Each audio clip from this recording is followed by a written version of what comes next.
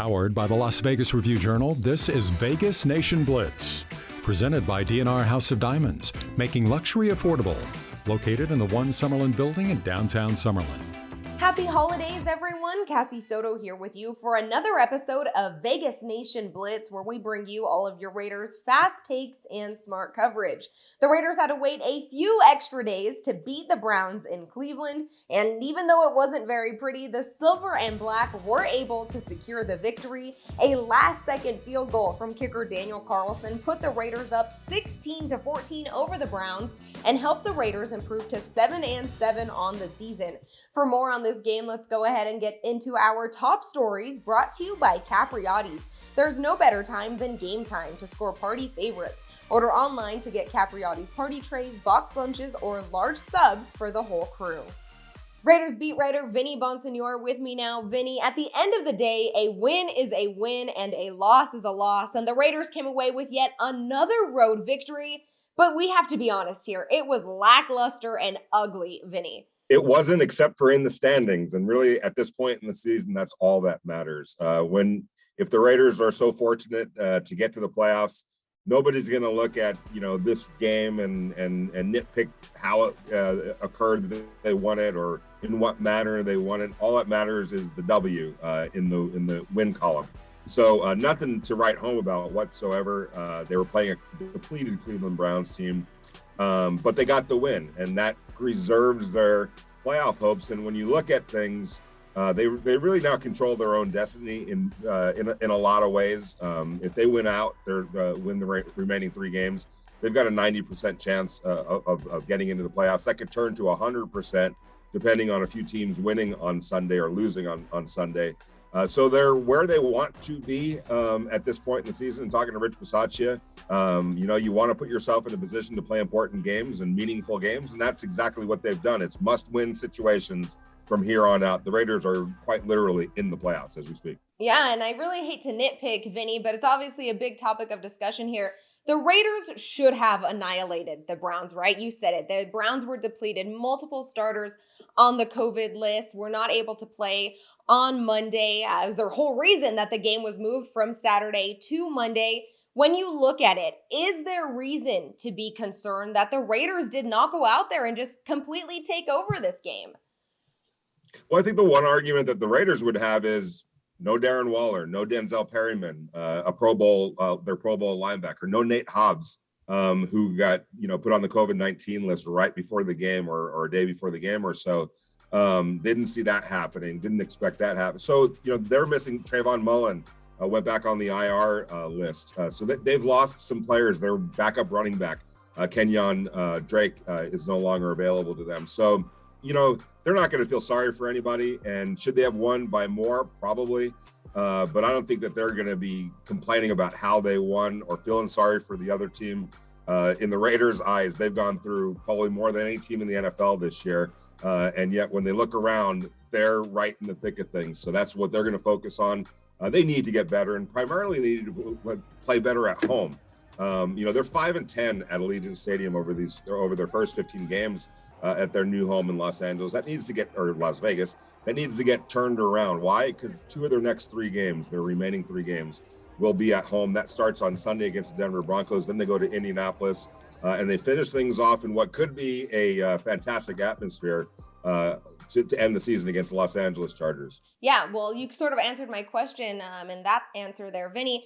Are the Raiders spending much time looking at this Browns tape, or have they moved on from it? Are they fully moving on now to the Denver Broncos, as you mentioned, the last 3 games of the season moving forward?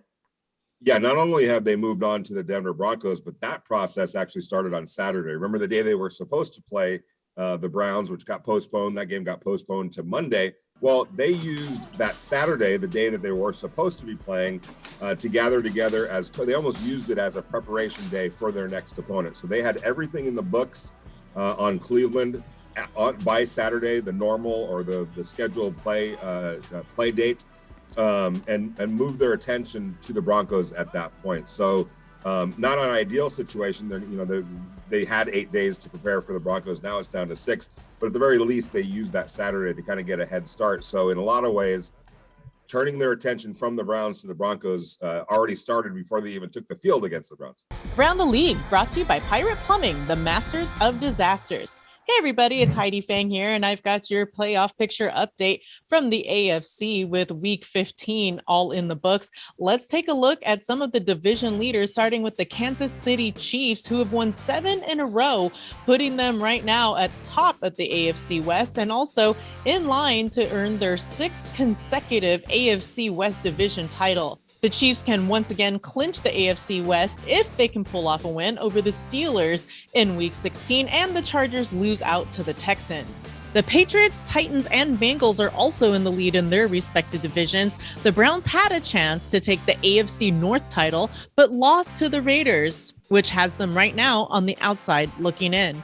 Currently, the Colts, Chargers, and the Bills hold on to wild card spots in the AFC, and there are several teams with 7 wins who still have their playoff hopes alive, including the Raiders. Right now in the hunt, the Ravens, Raiders, Steelers, Browns, Dolphins, and Broncos all still have a chance at making the playoffs. Again, all of those teams have 7 wins on the season as they head into Week 16. And that'll do it for Around the League. Vegas Nation Injury Brief, sponsored by Knockfee Injury Law.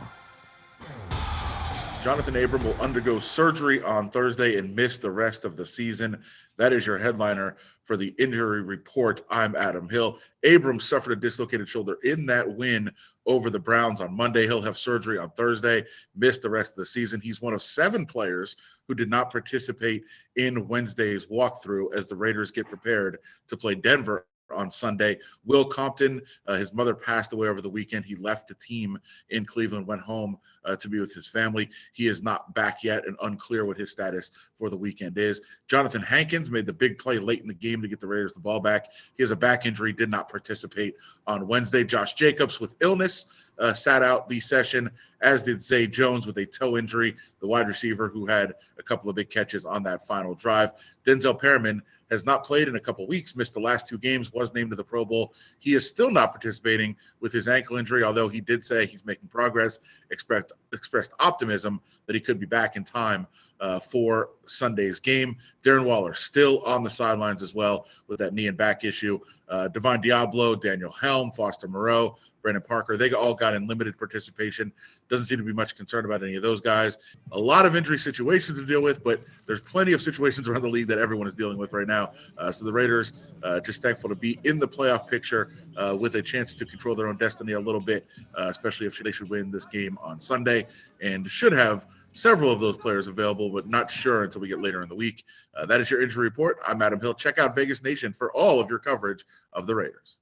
DNR House of Diamonds is Las Vegas's elite private office jeweler, the perfect bridge between internet pricing and a traditional brick-and-mortar jewelry store.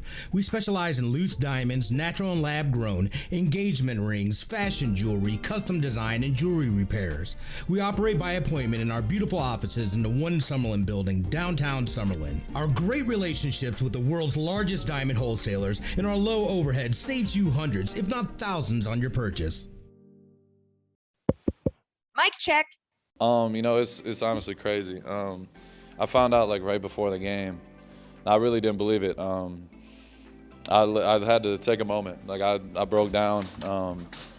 I just put in so much work. And for having, my teammates, my peers, coaches around the league, it's a dream come true. It just brought back memories. Like, I'm getting emotional. It's just like, I was in rehab like almost 2 years ago, and now I'm in a Pro Bowl. Like, it's just a blessing, man. I show up and I try to be the best teammate. Every day and show my guys that I care. And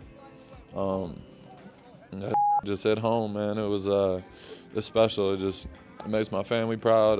My girl, everybody around me is calling, blowing up my phone. I'm like crying like a baby because I just know I've worked so hard, and it's starting to pay off. Vegas Nation, the road ahead, sponsored by your Southern Nevada Toyota dealers. Toyota, let's go places. Cassie Soto back with you, and I am joined by Las Vegas Review-Journal sports columnist Ed Graney. Ed, it is going to be the theme all week that a win is a win, But boy, was this an ugly one. Do you believe that this sort of effort is going to be enough to get the Raiders down the home stretch? Well, no, the effort like that won't be good enough because they have to probably win out the last 3 games, home to Denver, at Indianapolis, home to the Chargers, to make the playoffs. But they need to take that win, put it aside given who they played against. Half of the players I'm sure they didn't even know because of all the Cleveland COVID problems, and get on with getting better.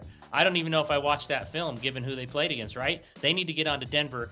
They can turn things. Look, Tom Brady last week had 5 fantasy points and got shot. I mean, this is a week-to-week league. You never know what's going to happen. But the Raiders have to play a lot better than they did against the Cleveland Browns to have any chance of winning out here. If they play like they did last night, they can't win out. They're not good enough. That's not to say they can't turn things quickly. We see scores every week. Look at Detroit beating Arizona.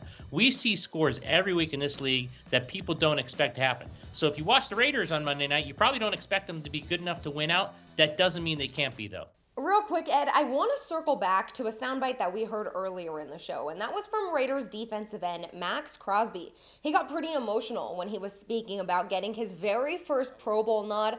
What a journey that this guy has been on to get to where he is today.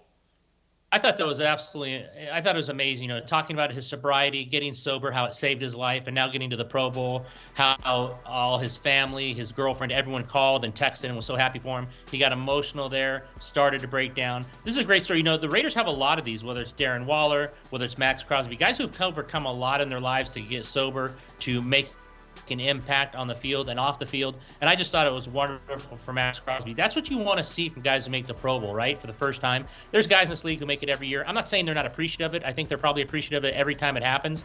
But when you see Max Crosby respond like that, Cassie, it really makes you feel good inside that a guy could overcome all of that and play to a level that he's a Pro Bowl pick.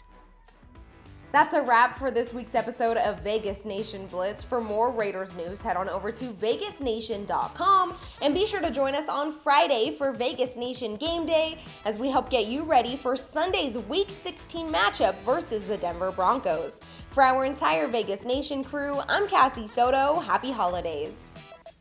Join the action with the Las Vegas Review-Journal's Pro Football Contest. Predict each week's winning team for a chance to win a $25 gift card from presenting sponsor Capriotti's or a $30 gift card from Big Dogs Brewing Company.